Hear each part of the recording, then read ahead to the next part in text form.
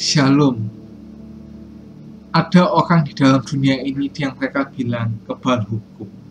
Dengan kekayaan, kuasa atau mengaku ia dengan bebas sisa mendapatkan fasilitas di dalam hidupnya. Tidak ada seorang pun yang dapat, tapi tidak ada seorang pun yang dapat menghindar dari kematian. Kematian akan dialami oleh siapapun juga. Gak peduli status, derajat, pangkat. Semua orang akan mengalami hal yang sama, yaitu dibawa mobil jenazah dan dikubur atau dibakar. Itulah akhir dari kesudahan manusia. Tidak ada yang dibanggakan atau selain meninggalkan nama baik. Maka itu di Amsal 22 ayat 1 yang A dikatakan nama yang baik itu lebih baik daripada kekayaan yang besar. Nah, orang akan dengan mudah melupakan, biarpun orang tersebut memberikan kontribusi baik bagi masyarakat maupun lingkungan. Hanya nama baik yang selalu diingat orang. Ditinggal orang yang kita kasih itu sangatlah menyedihkan. Bahkan ada orang yang tidak terima karena orang yang dikasih itu meninggal, karena mereka sudah merasa memiliki, sehingga tidak mudahnya akan dilepaskan. Nah, bagaimana sikap kita jika ada keluarga yang meninggal? Kita baca di 1 Tesalonika 4 ayat 13 sampai 14. Selanjutnya kami tidak mau saudara-saudara bahwa kamu tidak mengetahui tentang mereka yang meninggal, supaya kamu jangan berduka cita seperti orang lain yang tidak punya pengharapan.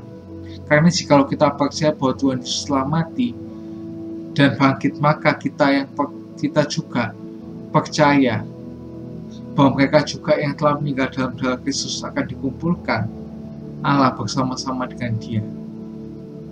Nah, kita itu harus kita boleh berduka cita ya, memang kehilangan secara manusiawi kita harus sedih, tapi kita itu nggak boleh ya sampai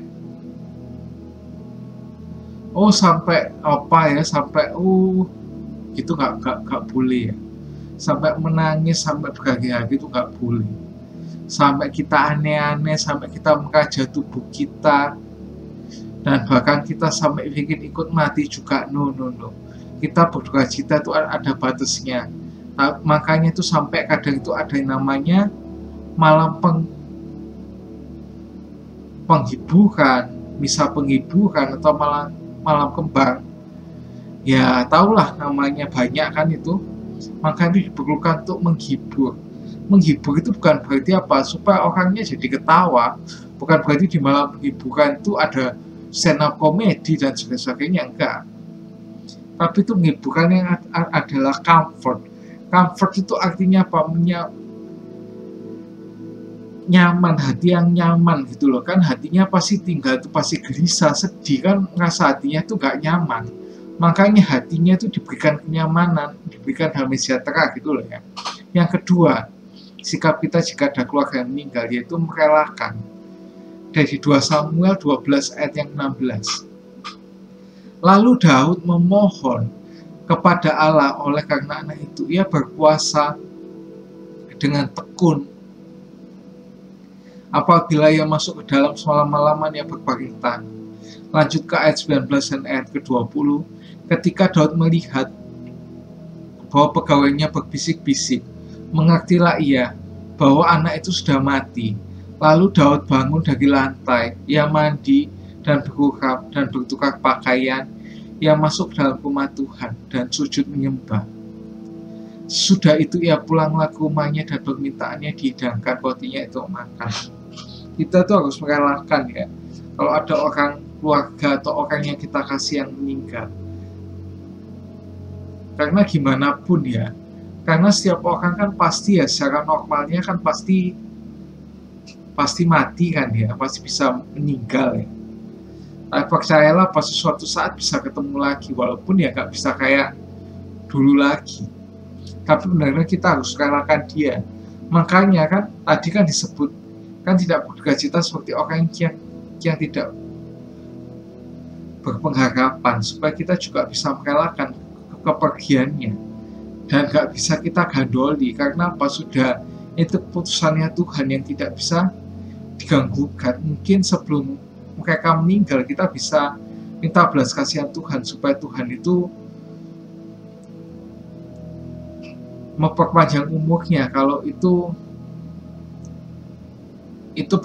dari penyakit, atau mungkin kalau sudah tua bisa diomong tua jangan diambil dulu dan sebagainya sebelum dia mati itu ya. Nah kita harus merelakan ya. Terus, nah bagi kita masih hidup, Salomo itu mengingatkan kepada kita ketika kita berada di rumah duka itu. Pengkhotbah 7 ayat 2, pergi ke rumah duka lebih baik daripada pergi ke rumah pesta, karena di rumah dukalah kesudahan setiap manusia. Hendaknya orang yang hidup memperhatikannya. Nah, kita diingatkan bahwa kesudahan dari setiap manusia adalah kematian. Oleh sebab itu kita harus introspeksi diri. Ini bagaimana cara hidup kita selama ini, karena kehidupan kekal dan kematian kekal setelah kematian pertama. Nah, kalau kita diberi waktu hidup, biarlah kita bijaksana dalam menjalani hidup ini. Jangan sembrono, tetapi biarlah selama hidup mencerminkan Kristus dalam kehidupan kita. Dan kalaupun kita mati, kita melakukannya itu untuk kemuliaan nama Tuhan. Roma 14 ayat 8. Sebab jika kita hidup untuk Tuhan, dan jika mati, kita mati untuk Tuhan. Jadi baik hidup atau mati kita adalah milik Tuhan. Kita ulas lagi ya, sebenarnya mungkin waktu bulan lalu sudah dibahas ya. Kita ulas lagi supaya kita itu ingat terus ya ini ya. Nah, bagaimana hidup itu yang mencerminkan Kristus, yaitu dikasih orang. Di Amsal 22 ayat yang 1b, dikasih orang lebih baik daripada perak dan emas. Nah, itu janji Tuhan apa pada kita? Di Yohanes 14 ayat 2-3. Di rumah Bapakku tuh banyak tempat tinggal. Jika tidak demikian, tentu aku mengatakannya kepadamu. Sebab aku pergi ke situ untuk menyediakan tempat bagimu. Dan apabila kamu telah pergi ke situ, aku telah menyediakan tempat bagimu. Aku akan datang kembali dan bawa kamu ke tempatku, supaya tempat di mana aku berada, kamu pun berada. Di sini kalau Tuhan sudah ngasih keselamatan kita, kita pasti punya kafling di sana ya. Gak bakal rebutan, sudah Tuhan tentuin kita rumah kita di sini ya. Gak mungkin sampai rebutan, gak, karena Tuhan pasti kasih kita itu satu persatu ya. Gak ada rebutan tanah kayak di Indonesia.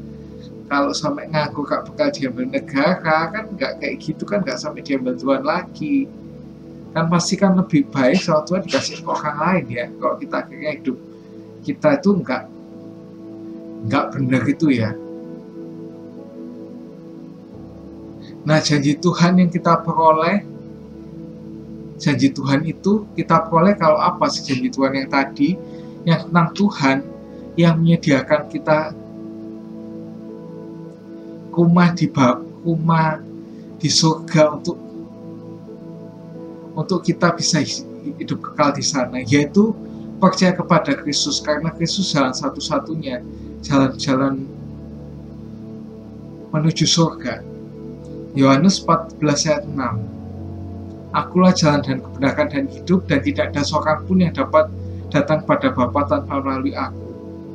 Dan juga di Kisah Para Rasul 4 ayat 12.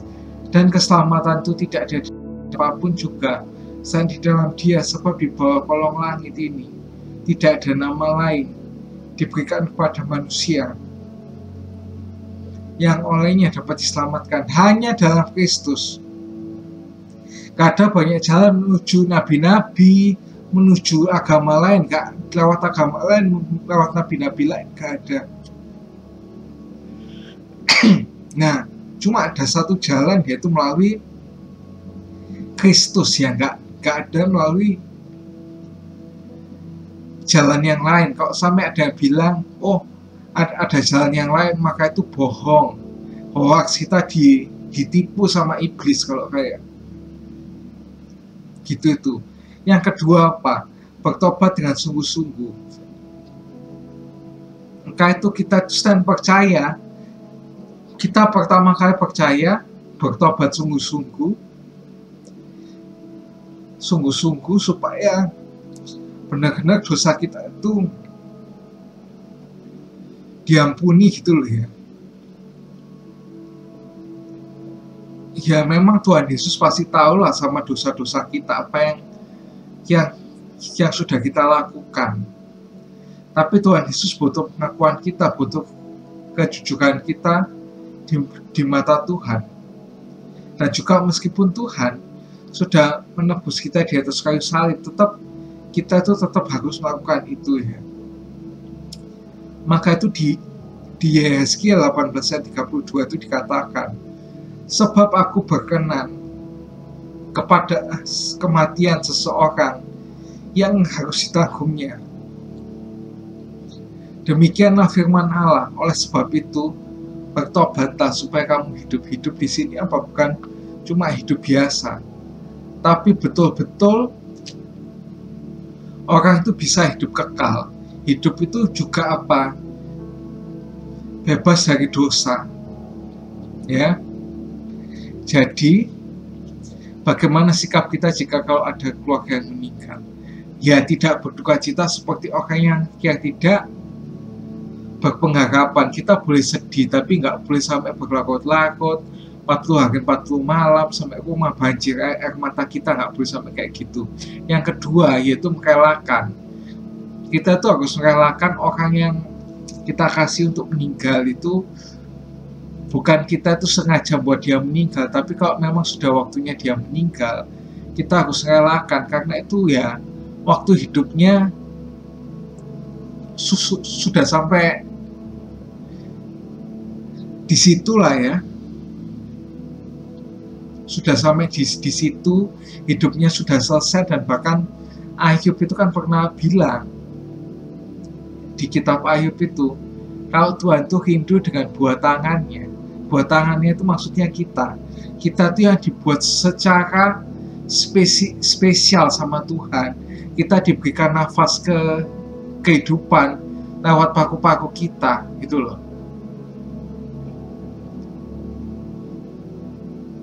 Maka kita harus merelakan gitu ya.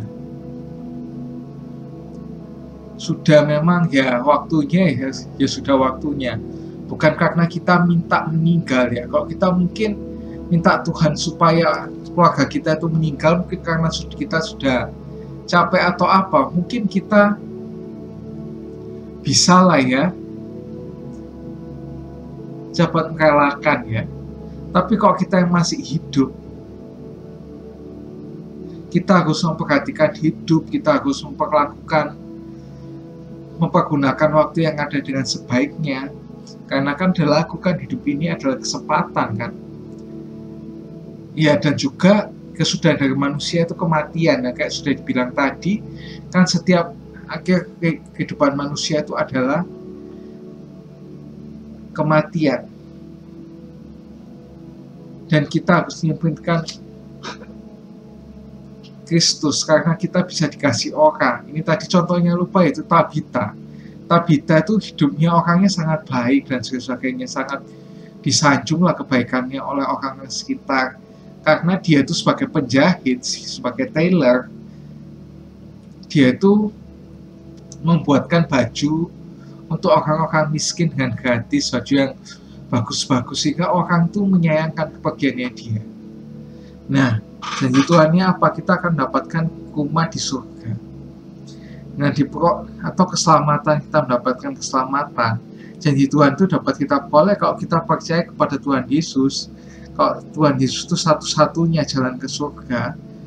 Dan terlebih juga, kita harus bertobat dengan sungguh-sungguh ya.